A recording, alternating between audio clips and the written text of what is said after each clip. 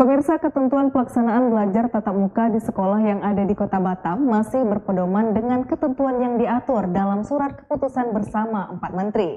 Kepala Dinas Pendidikan Kota Batam belum bisa memastikan mengenai kapasitas jumlah ruang kelas di Batam guna mendukung proses belajar mengajar tatap muka. Proses belajar tatap muka yang saat ini tengah dijalankan di Batam sudah berjalan, namun masih ditemui kendala lantaran kapasitas ruang belajar harus disesuaikan dengan jumlah siswa-siswi dengan ketentuan yang berlaku.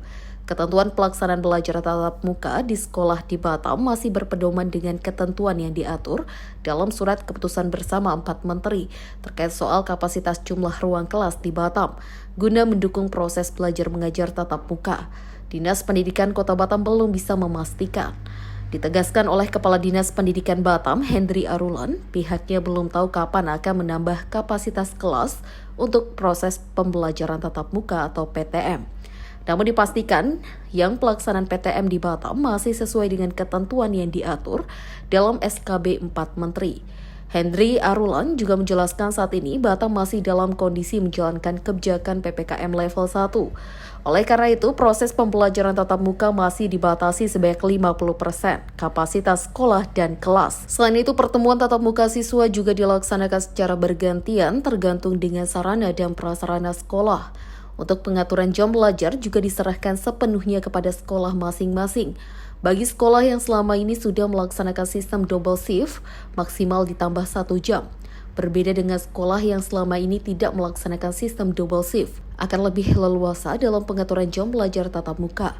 Menurut Hendri, Dinas Pendidikan tidak terlalu mengintervensi pengelola sekolah terkait jam pelajaran.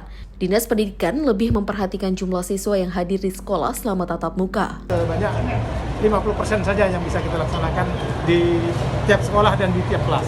Untuk jam belajarnya, Pak? Ya. Untuk jam belajarnya Ya, akan ditambah atau masih jam sama? belajarnya ini tergantung kita serahkan kepada masing-masing sekolah. Kadang-kadang sekolah kan ada yang mereka selama ini sudah double shift. Nah, kalau double shift ya mungkin mereka akan jam pelajarannya paling-paling ditambah 1 jam paling-paling gitu ya. Tapi kalau seandainya memang sekolah selama ini tidak double shift, mereka lebih leluasa. Kalau masalah jam pelajaran itu kami tidak begitu terlalu intervensi dengan sekolah, karena memang kepala sekolah itu lebih tahu kondisi sekolahnya. Tapi jumlah siswa yang hadir di sekolah itu ini yang menjadi perhatian bagi kita. Tentunya kita akan berkoordinasi lebih lanjut dan kami laporkan kepada pimpinan untuk kedepannya seperti apa, tergantung daripada penyebaran COVID. Kita berharap. Hendri mengakui akan melihat kondisi perkembangan COVID-19 ke depan.